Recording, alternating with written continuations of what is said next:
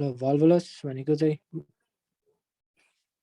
volvulus भनेको के हो भन्दाखेरि इट इज सिम्पली भन्दाखेरि it is a twisting of the bowel so bowel twist किन हुन्छ भनेर जान्दाखेरि दुईटा क्राइटेरिया छ क्या बाउल यसै नै ट्विस्ट हुने भने होइन बाउल ट्विस्ट हुनलाई चाहिँ देयर आर सेभरल क्राइटेरियाज अब त्यो क्राइटेरियामा चाहिँ के हुन्छ भन्दाखेरि सपोज यो bowel filled it is filled with a faeces होइन सपोज यसमा चाहिँ फिसेस छ अथवा यसको मेजेन्टेरी छ नि यो मेजेन्टेरी चाहिँ लङ एन्ड न्यारो छ भनेपछि के हुन्छ भन्दाखेरि जब पनि यता पेरिस्टाल्सिस हुन्छ ओर ड्यु टु एनी रिजन होइन यो के हुन्छ भने यो एरिया चाहिँ आफैमा ट्विस्ट हुन सक्छ क्या जब यो एरिया आफैमा ट्विस्ट भइदिन्छ इन्क्लुडिङ द मेजेन्ट्री सो मेजेन्ट्री पनि ट्विस्ट भइदिन्छ अनि त्यसपछि बाउलको एरिया पनि ट्विस्ट भइदिन्छ क्या सो त्यो कन्डिसनलाई चाहिँ अनि त्यो भयो भने चाहिँ के हुन्छ भन्दाखेरि blood supply to the bowel चाहिँ कम हुन्छ जब blood supply to the bowel कम हुन्छ त्यो कन्डिसनमा चाहिँ तेरो के हुन्छ भन्दाखेरि सेभरल साइन एन्ड सिम्टम्सहरू देख्न थाल्छ क्या and that condition is known as volvulus. Volvulus भनेको नि के हो it is also a cause of intestinal obstruction.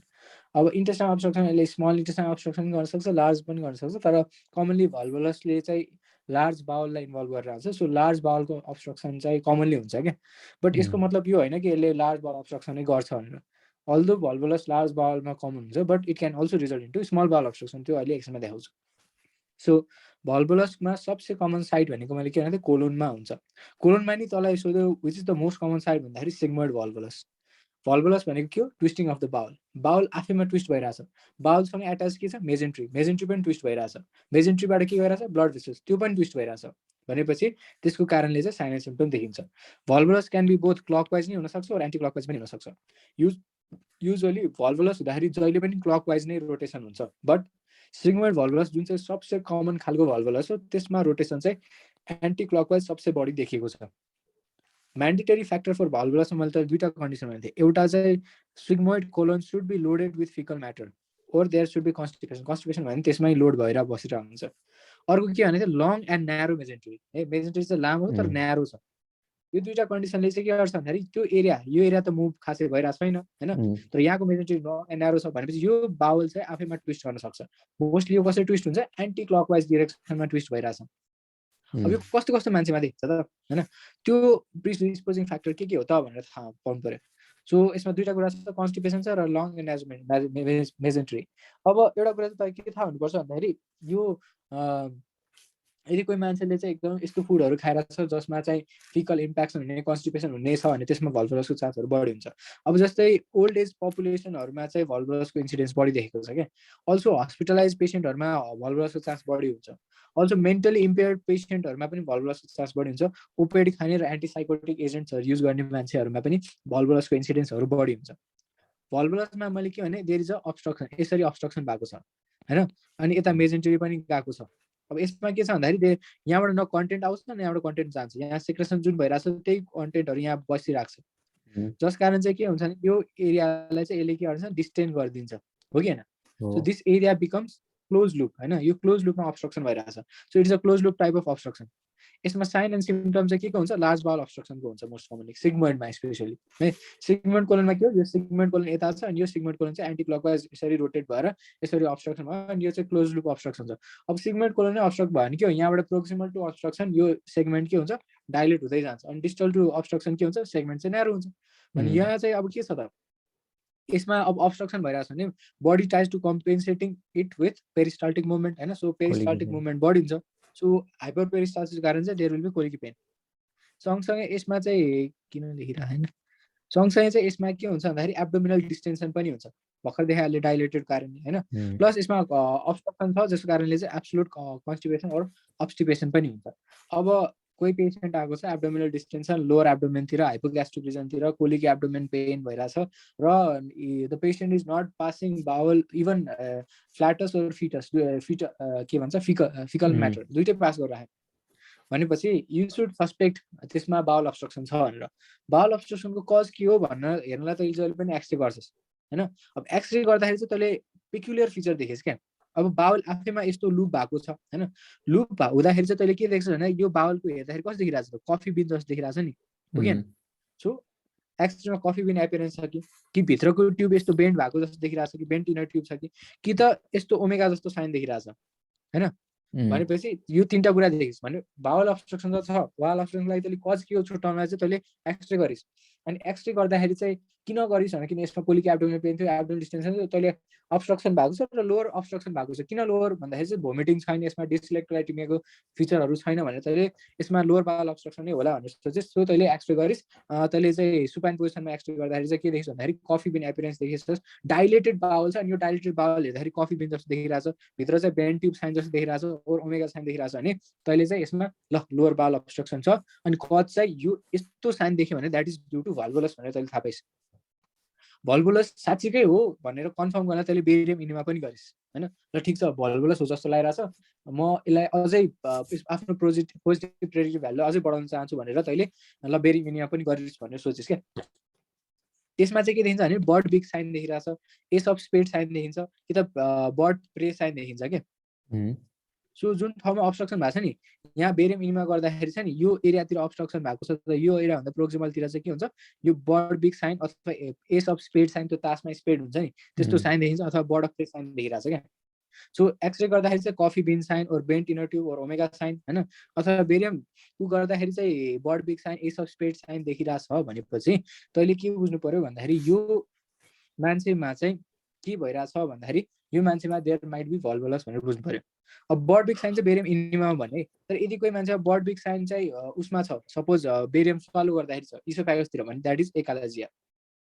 अब तैँले यो मान्छेमा ल भल्भुलस भनेर थाहा पाइसकेस् है अब्स्ट्रक्सन बाउल अब्स्ट्रक्सन पनि हो थाहा पाइस् कज के हो भन्दाखेरि भल्भुलस भनेर थाहा पाइस् यसमा ट्रिटमेन्ट के गर्ने त भन्दाखेरि सुरुमा यो भल्भुलस छ भने त्यसलाई डिटोर्जन गर्नु पर्यो टोर्जन भएको छ त्यसलाई डिटोर्जन गर्नु पर्यो सो डिटोर्जन गरिसकेपछि तैँले यसलाई रिलिभ गरिस् अब तैँले हेर्छस् क्या मैले के भन्छ यसमा भास्कुलर कम्प्रोमाइज हुन्छ क्या कहिलेकाहीँ ब्लड भेसल यति कम्प्रोमाइज भएर बाउलको स्किमा हुन्छ अनि बाउललाई हेर्दाखेरि टार जस्तो देखिन्छ होइन अब त्यो कन्डिसन त्यस्तो बाउल राखेर त काम छैन होइन बडीलाई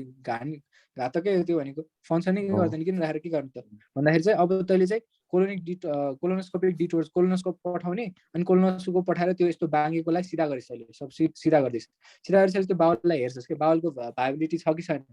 भाइबिलिटी छैन भने आफ्टर 72 आवर्स तैँले इलेक्टिभ कोलेक्टोमी गर्नु पर्यो त्यसलाई ठिक छ नि यसरी तैँले चाहिँ ट्रिट गर्छ हेर यहाँ देखिरहेछ यो हेर यो कफी बिन साइन देखिरहेछ नि होइन सो बेन्ट इनर ट्युब यसलाई नै ओमेगा साइन पनि भन्नु मिल्छ बुझ सो यतातिर चाहिँ सो यो चाहिँ बर्ड बिग साइन और यो के भन्छ एस अफ स्पेड साइन जस्तो देखिरहेछ ठिक छ सो यो कन्डिसन भर्खर जुन हामीले डिस्कस गरेको that is known as sigmoid volvulus अर्को कन्डिसन हुन्छ that is known as caecal volvulus caecal volvulus भनेको खासमा मिसनोमर हो सिकल भल्भुलसले के बुझाउँछ भन्दाखेरि सिकम चाहिँ टोर्सन भइरहेछ सिकमको चाहिँ टोर्सन भइरहेछ भने बुझिन्छ बट खासमा यो होइन क्या यसमा के छ भन्दा सिकम सँगसँगै इलियम र एसेन्डिङ कोलन यिनीहरू आफैमा यसरी ट्विस्ट भइरहेछ क्या यो तिनटै सो खासमा चाहिँ यसलाई सिकोकोलिक भल्भुलस भन्नुपर्ने हो क्या सो यसको नाम चाहिँ के हुनुपर्ने थियो सिकोकोलिक भल्भुलस हुनुपर्ने हो किनभने यसमा इन्भल्भमेन्ट प्रोक्सिमल पार्ट अफ आइलियमको पनि छ आइलियमको त कमी छ बुझ्यो भने सँगसँगै सिकमको नि छ र एसेन्डिङ कोलनको पनि छ क्या अनि जसको कारण के भइरहेछ आइलियम यस्तो देखिरहेछ तैँले आइलियम देखिरहेछ सिकम देखिरहेछ र एसेन्डिङ कोलन यसरी देखिरहेछ सो अब्स्ट्रक्सन यता चाहिँ आइलियमतिर अब्स्ट्रक्सन भइरहेछ क्या होइन सो यसलाई दिनु है सिकल भल्भस सिकल भल्भस मैले के भने यो टर्मिनल पार्ट अफ आइलिसिकल जन्सन सिकम र तेरो अर्को के अरे मैले एसेन्डिङ कोलन यो तिनटैमा भल्भुलस भइरहेछ रोटेसन मालोटे ऊ भइरहेछ होइन टर्जन भइरहेछ अनि यो चाहिँ युजली क्लकवाइज हुन्छ मैले भने सबै क्लकवाइजै हुन्छ एक्सेप्ट सिग्मोइडवाला अनि अब यसको प्याथोलोजी फिजियोलोजी चाहिँ के हो किन यस्तो भयो त भन्दाखेरि चाहिँ युजली सिकम चाहिँ के हुन्छ फिक्स हुन्छ लिगामेन्टको कारणले नि फिक्स हुन्छ है प्लस सिकममा यो आफ्नै स्ट्रक्चर्सहरू कारणले यो फिक्स हुन्छ क्या केही कारणले मान कि यो सिकम धेरै मोबाइल धेरै भयो भने के हुन्छ यो सिकम धेरै मुभ भयो भने यसको कारण यसमा टर्जन हुने चान्स बढी हुन्छ अब के कारणले चाहिँ सिकममा टर्जन हुने चान्स हुन्छ भने if the caecum is free or it is mobile अब के फ्याक्टर्सले यसलाई फ्री ओर मोबाइल गराउँछ त what are the predisposing factors भन्दाखेरि मल्टिप्यारा पेसेन्टहरूमा चाहिँ के हुन्छ रिल्याक्सिन हर्मोन रिलिज हुन्छ रिल्याक्सिन हर्मोनले के गर्छ सिकमलाई नै मोबाइल बनाइदिन्छ अथवा हिस्ट्री अफ प्रिभियस सर्जरी गर्दाखेरि के हुन्छ सिकमलाई पहिलेदेखि मुभ गरेर हुन्छ त्यहाँ भएको लिगामेन्टलाई काटिरहेको हुन्छ अनि त्यस कारणले चाहिँ के हुन्छ सिकमको मोबिलिटी बढ्छ सिकमको मोबिलिटी बढ्यो भने टोर्जनको चान्स बढी हुन्छ सिकल भल्भुलसको चान्स बढी हुन्छ रोटेसनतिर क्लकवाइज हुन्छ है अथवा कहिलेकाहीँ माल रोटेसन जस्तै अघि मैले भनेको थिएँ नि माल रोटेसन अफ गट हुँदाखेरि पनि सिकमको ऊ हुनसक्छ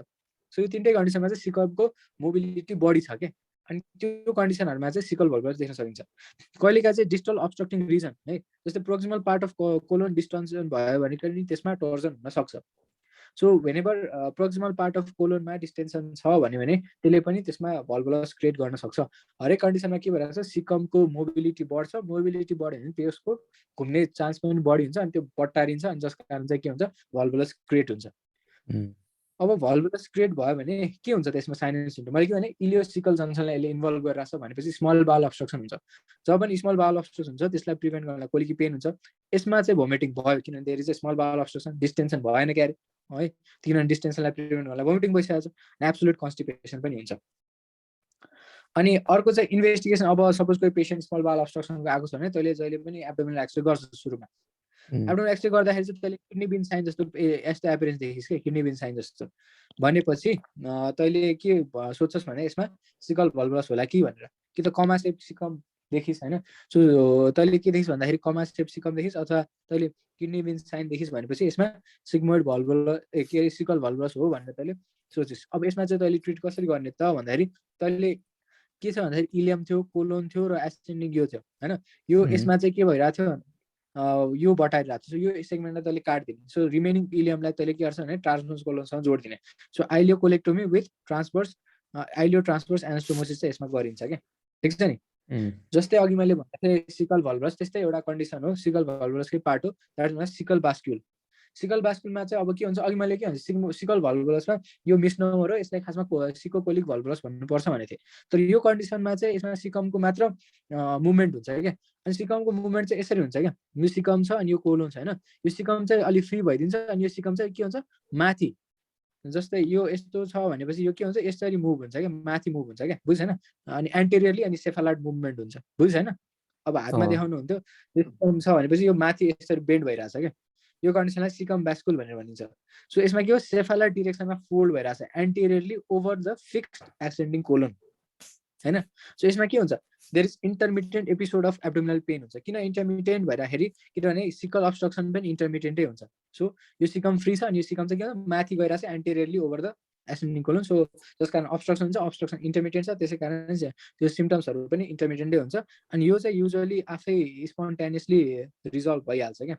यो कन्डिसनको नाम के हो सिकल बास्कुल। सो मैले त भल्भुलसमा चाहिँ सिग्मोइड भल्भुलस र सिकल भल्भुलसको बारेमा डिटेलमा भने होइन। So usually large bowel obstruction कजहरू धेरै छ, सबसे कमन कज भने त क्यान्सर हो। अर्को कमन कजमा चाहिँ भल्भुलस हो। भल्भुलस कुन ठाउँमा कमन हुन्छ भन्दाखेरि सिग्मोइड कोलोनमा कमन हुन्छ। अनि यो भल्भुलस क्यान बी सिकल भल्भुलस और सिग्मोइड भल्भुलस, मोर कमन भनेको सिग्मोइड हो। तर ओभरअल भल्भुलसमा तैँले हेर्छस् भने रोटेसन कहाँ हुन्छ भन्दाखेरि क्लकवाइज डिरेक्सन हुन्छ, एक्सेप्ट सिग्मोइड भल्भुलस जुन चाहिँ सबसे कमन हो त्यसमा चाहिँ एन्टी क्लकवाइज भइरहेछ, यसरी एन्टी क्लकवाइज डिरेक्सनमा रोटेसन भइरहेछ, जस कारण यो मेजेन्टेरियाहरू पनि उ गइरहेछ। यसमा के हुन्छ कोही मान्छेले हाई फाइबर डायट खाइरहेछ अनि यो डायटहरू यहाँ अड्किरहेछ सपोज होइन, or there can be long redundant sigmoid mesocolon है, यो एकदमै लामो छ अनि थिन छ।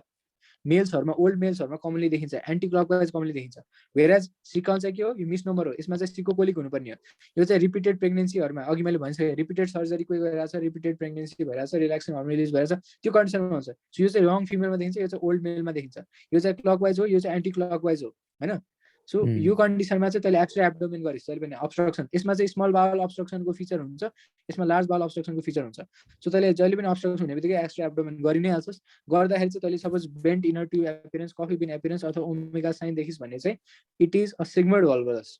तर तैँले सपोज किडनी बिन जस्तो सेप देखिस् अथवा तैँले कमा सेप कोलोन देखिस् भनेपछि it is not sigmoid volvulus, it is cecal volvulus. One of the variant of cecal volvulus के हो सिकल बास्कुल, त्यसको बारेमा थाहा हुनुपर्छ। त्यसपछि तैँले बेरियम इनेमा गरिस्, बेरियम इनेमा चाहिँ यस्तो बड बिग एपियरेन्स और एस अफ स्पेड एपियरेन्स यसमा देखिस् सिग्मोइड भल्भुलसमा।